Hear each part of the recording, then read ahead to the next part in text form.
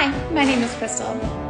This Saturday night, the UFC returns, and BetStamps has joined up with the Todd Atkins Show to provide a one-stop shop website for all of your gambling needs. When you visit Todd's page, signupexpert.com/TAS, you'll be connected to all of the sports books in your region, along with a review of each platform and its unique benefits. All of these sports books have valuable offers for new users. So when you register through MyLink, you'll automatically receive the top offers at each one. So if you want to take advantage of these benefits and support the Todd Atkins Show, please consider signing up for your next sports book at expertsignup.com/TAS. Again, my name is Crystal, and you can find me on TikTok at unapologeticallyme0424. Happy gambling! What's up, everybody? It's your boy Drew with High Fight IQ, and you are now watching the MMA Conspiracy Hour with my boys Todd Atkins and Miguel Iturrate. Miguel has been the matchmaker for over 200 shows worldwide and has worked with Hook and Shoot, Euphoria, Bodog, and ADCC. Make sure you subscribe to the Todd Atkins Show on YouTube. You can also find Miguel on his YouTube channel at MMA Collector 74. Don't forget to subscribe to High Fight IQ on all social media platforms. The House Call Sports on YouTube, the Fight Pit on YouTube. Now let's talk some fights, baby. Let's go. Hey, Miguel Iturrate back here on the MMA Museum podcast. And this is episode 2 of a new segment that we have here called Classic Fights at the MMA Museum. And I'm joined by Todd Atkins, my partner in crime. We are going to look at classic fight from the last century, really. We're going to go back to March 1st of 1998 and review Rumina Sato versus Joel Gerson. Gerson, a Canadian. It was Todd who suggested we go with some SHOOTO and with Rumina Sato for this episode. Todd, what made you go in that direction?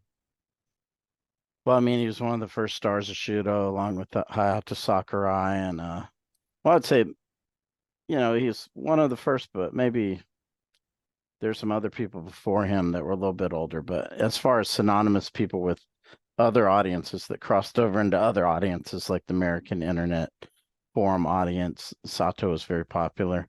And this fight was a little unique in that, the way he lost was surprising because of his skills on the ground. Right, and that's what makes this fight unique and historical, and why we're looking at it. This is 1998, so by now there is an internet. There was SHOOTO been going around since the 80s, and there are VHS tapes of older fights and older generation of fighters, Noboru Asahi, guys like that. In SHOOTO. But yes, Rumina was probably the first big star that the people were like following and waiting to see, the result of his fight on the day it happened and stuff like that, not just catching videos afterward. Rumina Sato, famously one of Joe Silva's early favorite fighters of all time. Joe Silva, later on MMA matchmaker for the UFC. And Sato, to me, was the first pound-for-pound great. Frank Shamrock gets that title, and in the States, he probably deserves it. But overall, I think Rumina had him by a few months. And Rumina, at the peak of his powers, was something to behold. Heading into this fight, which was on March 1st, 1998, at Korakuen Hall in Japan, Tokyo, he meets Joel Gerson. Gerson making his debut, a Canadian judoka and jiu-jitsu artist. Who had a surprise for Rumina in this one. But he was 11-0-1, Sato, heading into this fight. The draw was with John Lewis, famous competitor from back in the day as well, and he was heavily favored going into this fight. We're going to take a look at it now. Did you remember watching this one, or how'd you see this, Todd? Yeah, I remember the first time I saw it. I think was on obviously it was on VHS. I didn't see it live or anything, but yeah, I didn't even know who Joel Gerson was. Obviously I knew who he was after, and Sure. It was the kind of fight that made you go try to look him up and find out something about him. I remember on the forums and stuff, I saw some threads about Joel Gerson because of this fight, where people were like, okay, who is this guy? So on and so forth. Sure, and I think nowadays you can look back at him, a lifelong martial artist, Joel Gerson, still out there practicing jiu-jitsu and teaching jiu-jitsu at this point to the masses out there. And I think you look back at the early days of MMA, and you had Carlos Newton from Canada and Joel Gerson from Canada. are really the two pioneers from that sport. And then from there comes everybody else, Sam Stout and George St. Pierre and, Crow Loiseau. And, there was a time where the UFC was carried by Canada, by their athletes, where, they have a fraction of our population, but they could fill a card with Canadians. They went back to Canada multiple occasions, George St. Pierre with his great run. And I'm not sure that we even get George St. Pierre if it wasn't for a guy like Joel Gerson practicing it, a decade or almost a decade beforehand and becoming adept. As you pointed out, he's about to pull off, for the time, one of the biggest upsets in MMA history. Back in 1998, this was completely unexpected, completely unheard of. My hat's off to Joel and all the Canadian audience. And as a Rumina fan, it hurts to show a loss of his, but this really transcends just a win or a loss. This is real history that Joel Gerson made here. SHOOTO, way ahead of the UFC. You're going to see gloves, rounds, weight classes, the whole kit in 1998, well before, and they've been doing that for years already, well before the UFC had instituted their full set of rules, and 3 full years before the unified rules were even implemented in the States. So, Todd, without further ado, let's go 3, 2, 1, and go. You see the early graphics there, March 1st, 98, Corkin Hall. Gerson comes out with a little kick. They're both in white. Gerson has the knee pads. Sato has the gold on his shorts.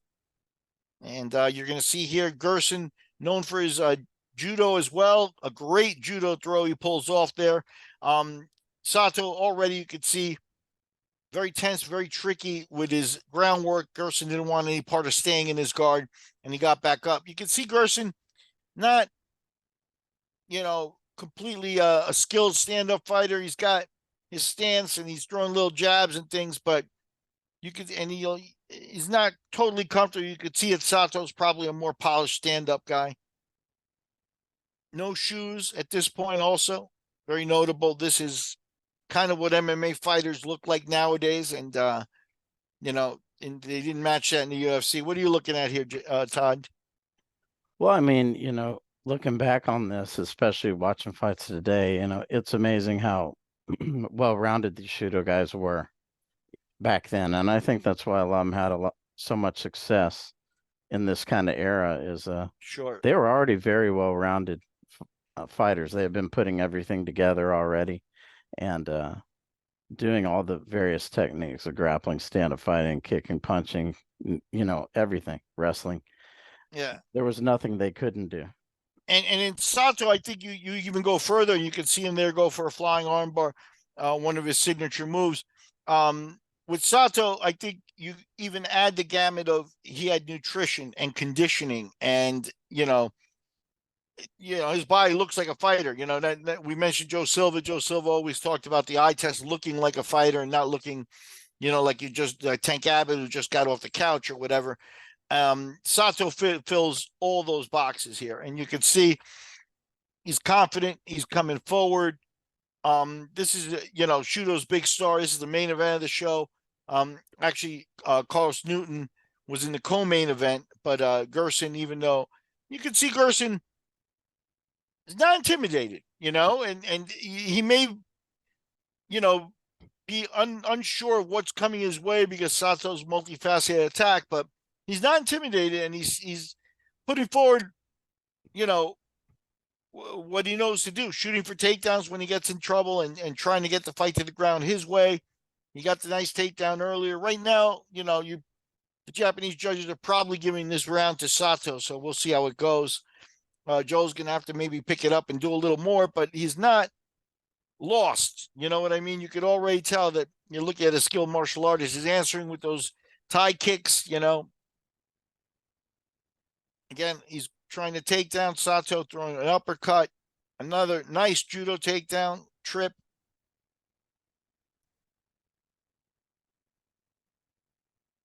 And very classy. He sits to let Sato back up. And Sato, really no mercy, starts to unleash some strikes on him. So he tries for another great throw there. And yeah, that one was a little more sloppy, but definitely he controlled and took it. And that's the big surprise. And that is going to be Sato fights off this armbar for all he's worth, but he is not able to get out of it. You could see Gerson making the adjustments, and he got him in a really bad position. He took the position he got from the takedown, instantly went into the armbar, and that's not a move that you just pull out of the air. That's a man that's been practicing jiu-jitsu at a high level, and this is March of '98. You could see the disappointment in Sato. You could see the absolute elation on Gerson's corner. He's trying to help Sato up, trying to do the competitive thing, gives him a hug. You could tell Sato not taking the loss well in terms of just completely unexpected. That armbar came from nowhere. And that was a historic fight. That was a fight that changed the landscape because one of the guys that was considered unbeaten by SHOOTO themselves, he was their poster boy, took a defeat, and he didn't get knocked out. Later on, he might, many people remember his famous loss to Andre Pederneiras, where he was on his back and Pederneiras came around with a kick and kicked him in the face and knocked him out. If Gerson knocked him out, you could say that, but Gerson submitted him, got the submission artist in a submission, and for that, the respect that he deserves to have piled on him is just, endless. And it hasn't been there really. Some people acknowledge it. I've actually heard Joe Rogan talking about Gerson on his podcast at times, and things like that. So guys like Joe that watch the sport in the early going remember it, but what you have just seen is a historical fight. That's SHOOTO in Japan, Todd.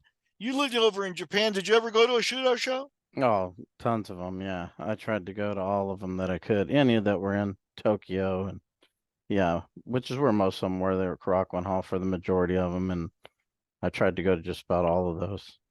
Yeah, this one was in Korakuen Hall as well. Mhm. What do you remember about Korakuen Hall? How many people fit in that building? Well, I really don't know how many. It's not a lot, maybe a couple Yeah, thousand at the most. I think Maybe they less. I think Yeah. the building actually has a couple of configurations where you can get up to 2,000 or 3,000 into a room, but then they'll trim the room down and put some seating out, and you can have a cozy show with 500 or 600 people as well. And that's really where the sport was, even in Japan. Hmm. This is pre-Pride. SHOOTO was there, uh, putting forth what real fighting looked like, and there's no doubt that what you saw, especially for 1998, right there, was a very, very advanced fight. And for them to even have found Joel Gerson is a feather in SHOOTO's cap. Where'd this guy come from, and where'd he go? He took a loss in his next fight and then didn't fight again. Maybe we'll have him on for an interview at one point, find out more and dig in a little deeper there. But like I said, he's a guy I think is responsible for teaching a lot of people a lot of jiu-jitsu up in the Canada area over the last, couple of decades. So a truly historical fight, Todd. And with that, we'll sign off. Well, before we do, one thing that I do want to point out, people, if there's people watching our audience, I would think is pretty familiar with SHOOTO and things like that. But for people who maybe come across this video, people are mostly watching UFC these days. This venue, Korakuen Hall, was a venue that everybody dreamed of fighting in, not just Japanese or everybody. Anybody who fought in any show, even the UFC was around then. All the guys wanted to fight in Korakuen Hall because this was kind of a hallowed ground. So it's a very unique place. A lot of guys signed the wall. A lot of guys that fought there signed the wall. There's all kinds of signatures everywhere, and a lot of legendary people have competed in there, both pro wrestling and fighting. And for sure. The Pancrase ran a lot of events there, and as you mentioned, pro wrestling, it has its own feature hallowed spot among the pro wrestlers as well. And definitely this fight, for SHOOTO's records, has to go down as one of the most historic fights of this time, because their poster boy Rumina Sato just took a loss. And hats off to Joel Gerson. And we'll leave it at that. We'll be back with another segment here in the next few days. So thank you guys. Live to Fight Design is a fighter and gym banner company in Iowa that is owned by Sean Clemens. If you are a fighter or a gym owner that is interested in ordering a banner, you can reach Sean Clemens on Instagram at Live to Fight Design. If you use Todd's promo code Todd Atkins, you will get $20 off of your order.